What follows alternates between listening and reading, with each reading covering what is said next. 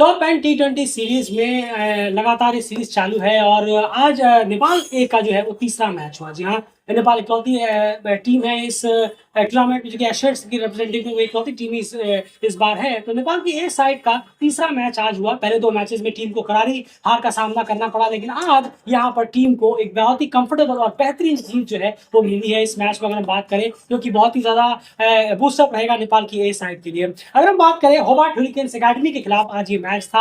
Hobart हुरिकेन्स academy पिछले साल से ही इस टॉप एंड में ज्वाइंट हुई है। पिछले साल उन्होंने अपना पहला एक खेला और इस बार वो दूसरे एडिशन में लगातार खेले थे। पिछले साल टोटल मिलाकर 11 टीमें थी, जी हाँ, टॉप एंड इसी टूर्नामेंट में। उसमें से 10वें नंबर पर होबार्ट हुरिकेन्स ने फिनिश किया था, बहुत खराब गया था। और इस बार भी होबार्ट हुरिकेन्स एकेडमी शुरू के दोनों मैचेस हार चुकी थी और आज तीसरा मैच था उनका, लेकिन आज भी वो मैच हार गए। तो पिछले टूर्नामेंट से ही और अभी भी होबार्ट हुरिकेन्स एकेडमी का जो डिजास्टर परफॉर्मेंस है वो लगातार जारी है और इसका फायदा नेपाल ए ने जमकर आज उठाया। और नेपाल की पिछले टॉप एंड में भी नेपाल की जो मेन टीम आई थी उन्होंने होबार्ट हुरिकेन्स को 67 रनों से बहुत बुरी तरह हराया था और आज उनकी ए साइड से भी 39 रनों से बहुत ही बुरी तरह कंफर्टेबल विक्ट्री कहीं ना कहीं रखी है। और होबार्ट हुरिकेन्स एकेडमी अब शायद 9वें नंबर पर आ गई है इस पॉइंट्स टेबल पर, जो अभी कोई और नेपाल ए ने अपनी पहली जीत आज दर्ज की है इस टॉप एंड में।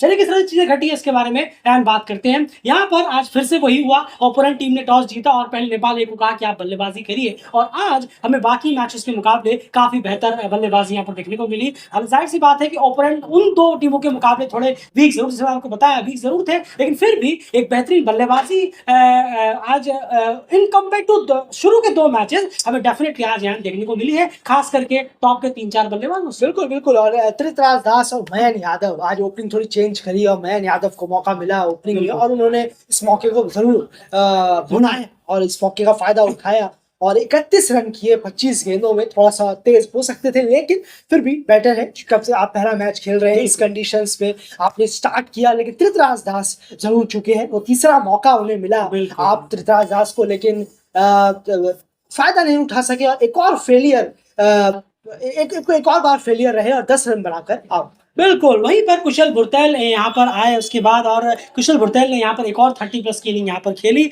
और 34 गेंदों में 39 रन किए, 6 चौके उन्होंने लगाए। एक स्टेबिलिटी बनाए रखी उनकी इस इनिंग में कि अभी विकेट गिरा तो फिर से वापस से ना गिरे, थोड़ी स्टेबिलिटी उन्होंने जरूर बनाए रखी। हालांकि फिर से मैं वही चीज रिपीट करूंगा जो हम लगातार दोनों में कहें, कुशल भुरतेल की इनिंग में थोड़ा सा और स्पीड अप आने की जरूरत है, थोड़ी और तेजी आने की जरूरत है। 34 गेंदों में 39 रन, फिर से वही इंटरनेशनल क्रिकेट काफी खेले हुए हैं, बार बार रिपीट नहीं करूंगा मैं, अच्छी इनिंग है लेकिन थोड़ी और तेज ये इनिंग हो सकती थी कुशल भुरतेल को खास करके ध्यान में रखते हुए। जिस तरह के वो बल्लेबाज हमें अमूमन देखने को मिलते हैं, टी20 की मैं बात कर रहा हूँ, यहाँ ओडीआई की बात नहीं कर रहे, सिर्फ टी20 की बात कर रहे हैं। लेकिन उनकी इनिंग ने ठहराव दिया, विकेट्स नहीं गिरने दिए, ये बेहतर काम यहाँ पर रहा। उसके बाद यहाँ पर अनिल शाह के बल्ले से फाइनली आज रन निकले तीसरे मैच में। 21 गेंदों में 28 में कॉन्ट्रीब्यूशन उन्होंने भी दिया। उसके बाद पवन श्राफ बिल्कुल चल नहीं पाए, पहले मैच के बाद पवन श्राफ में खासा बल्ले से कॉन्ट्रीब्यूट नहीं कर पाए, 3 रन आज उन्होंने किए। उसके बाद जो मेजर कॉन्ट्रीब्यूशन आया वो सिर्फ आया एक ही का, वो है लोकेश बाम, 16 गेंदों में 20 रन। इसमें भी थोड़ी सी तेजी और दिखाई जा सकती थी, लेकिन 16 गेंदों में उन्होंने 20 रन का कंट्रीब्यूशन दिया और टोटल मिलाकर नारायण जोशी भी कुछ खास चल रही, लेकिन मेन कंट्रीब्यूशन ये सब रहे और टीम जो है वो 154 रन बनाने में कामयाब रही, 8 विकेट के नुकसान पर 20 ओवर में। लास्ट के 5 ओवर में नेपाल ने 35 रन किए, ये कम से कम 45 से 48 करीब यहाँ पर हो सकते थे। जैसे मैंने शुरू में ही कहा कि लोकेश बाम थोड़ा सा और तेजी दिखाते तो शायद ये 170 165 के आसपास स्कोर पहुंच सकता था। तो खैर, लेकिन फिर भी इस बार तो पिछले दो मैचों के मुकाबले बेहतर टोटल था। जैसे हमने पिछले एनालिसिस में ही आपके सामने कहा था कि कम से कम 150+ आपको चाहिए इस यहाँ पर, कम से कम आप बॉलर्स के लिए कुछ हो, कुछ फाइट हो, आप जीत सकते हैं। कल ही के एनालिसिस में हमने ये कहा था और आज 150+ टीम ने लगाने में कामयाब यहाँ पर जरूर हुए। एंड बॉलिंग यूनिट की बात करते हैं, यहाँ पर होबार्ट हुरिकेन्स एकेडमी के कौन कौन से विकेट टेकर्स हैं उनके। बिल्कुल, रैफ मैकमिलन ने 3 विकेट निकाले हैं और मार्कस बीन ने 2 विकेट निकाले हैं। ये सबसे सक्सेसफुल बॉलर रहे होबार्ट हुरिकेन्स एकेडमी के लिए और जिन्होंने बांधे रखा। ब्रैड होप जिन्होंने भी रन्स थोड़ा इकोनॉमिकल जरूर है लेकिन 1 विकेट उन्हें भी मिला और इसी के साथ 154 तक होबार्ट हुरिकेन्स एकेडमी रोकने में कामयाब रही थी नेपाल ए। बिल्कुल सही कहा आपने। सबसे ज़्यादा खर्चीले साबित हुए मलाडे, जिन्होंने 3 ओवर पे 30 रन खर्च कर डाले। ये कहीं न कहीं थोड़ा बहुत उनको और ज़्यादा चुभा होगा, हॉवर्ड विलियम्स के हिसाब से अगर आप देखेंगे। चलिए, अब यहाँ पर ब बल्लेबाज़ी की बात करते हैं। इस बार नेपाल ए के बॉलर्स के पास रन्स थे।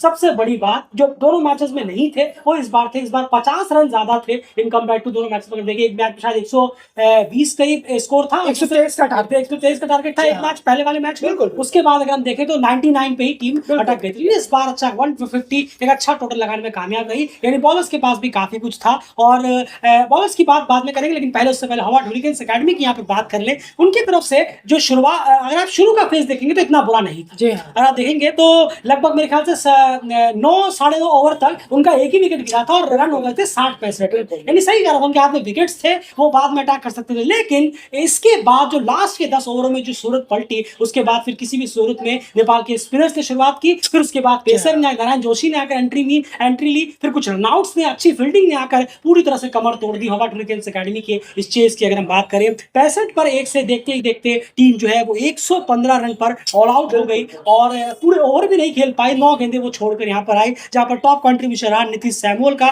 37 रन का उन्होंने कंट्रीब्यूशन दिया। 20 रन किए राधाकृष्णन ने, 12 जैक कर्टी ने, 23 टिम वार्ड ने, और उसके बाद 2 डक्स भी आए हैं यहाँ पर। यही कंट्रीब्यूशन रहे और इतना सब मिलाकर सिर्फ 115 तक की गाड़ी जो है वो पहुंच पाई। और पवन श्रॉफ वो गेंदबाज रहे जिन्होंने ब्रेक थ्रू दिलाया। जहां 65 रन पर 1 विकेट था हॉवर्ड हुरिकेन्स अकेडमी और ठीक ठाक जा रहा था, वहीं पर पवन श्रॉफ ने आकर ब्रेक थ्रू दिलाया, वो पार्टनरशिप तोड़ी, स्टंपिंग हुए नीतीश सैमुअल, और उसके बाद तो ताश के पत्तों की तरह कहीं ना कहीं बिखरती चली गई नेपाल हॉवर्ड हुरिकेन्स अकेडमी की बैटिंग। क्या कहेंगे बॉलिंग के बारे में, किस तरह से आज चीजें घटी है नेपाल की? नहीं बिल्कुल। और आकाश चंद ने जिस तरीके से रन लुटाए तो लग रहा था कि शायद कहीं मामला खराब ना हो। जी हाँ। 3 ओवर में 31 रन दिया आकाश चंद ने, लेकिन उसके बाद साथी बॉलर्स ने बहुत लाजवाब काम किया।